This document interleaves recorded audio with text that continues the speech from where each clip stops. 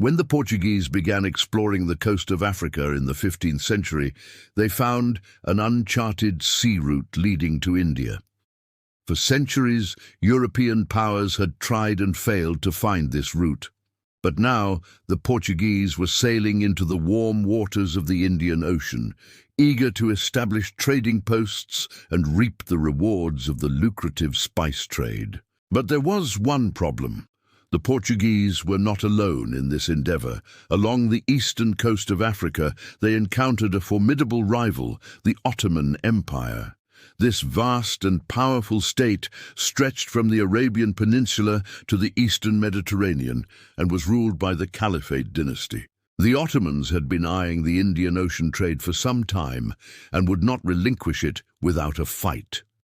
As the Portuguese began to establish their presence in India, the Ottomans responded by sending a naval fleet to challenge them.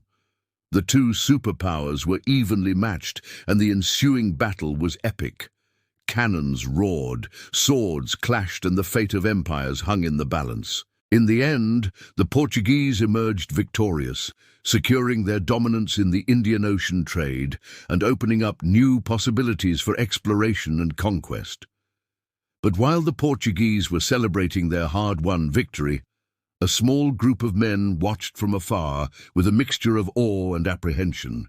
These men were members of an elite Ottoman force known as the Janissaries, an elite military unit that had been hand-picked and trained by the Sultan to serve as his personal guard and to expand the Ottoman navy.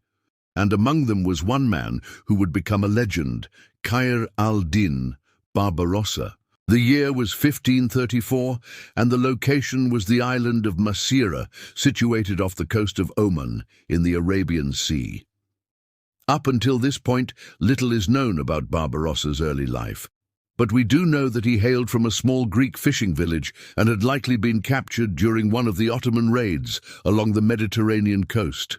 Now serving under the infamous Ottoman admiral, Hayreddin Barbarossa had just witnessed the Battle of Massawa firsthand, where the Ottoman fleet had engaged in a fierce battle against the Portuguese, ending in a decisive Portuguese victory. Despite the setback, Barbarossa's admiration for the Portuguese grew, and when the opportunity arose, he switched sides, becoming one of the first high-ranking Ottoman officials to defect to the Portuguese. Barbarossa wasted no time in proving his worth to the Portuguese. With his intimate knowledge of the Ottoman Empire and the Arabic language, he quickly rose through the ranks, eventually becoming the governor of Muscat and Oman. He successfully defended these territories against several Ottoman invasions and even launched his own raids into the Red Sea. However, Barbarossa's true brilliance lay in his ability to navigate the treacherous waters of diplomacy.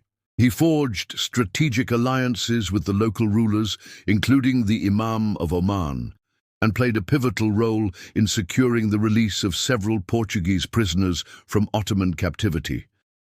But despite his many accomplishments, Barbarossa's time in the service of the Portuguese was not without its challenges. He faced constant threats from the Ottomans, who never forgave him for his defection. And as the years went on, he became increasingly disillusioned with the Portuguese authorities, whom he saw as short-sighted and incompetent. In 1546, Barbarossa made the decision to leave the Portuguese and return to the Ottomans, bringing with him valuable intelligence that he had gathered during his time in the service of the Portuguese. Upon his return, he was welcomed as a hero and was given command of the Ottoman fleet in the Red Sea.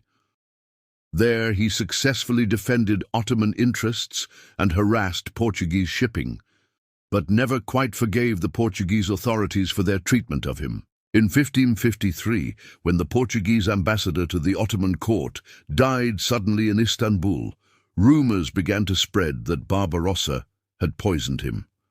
Although there is no evidence to support these claims, it serves as a reminder of the complex legacy of this brilliant and enigmatic Ottoman admiral. Did you know that the longest continuous battle in history took place in Yemen? What are some other crazy facts about Yemen that you wish more people knew? Share your thoughts below.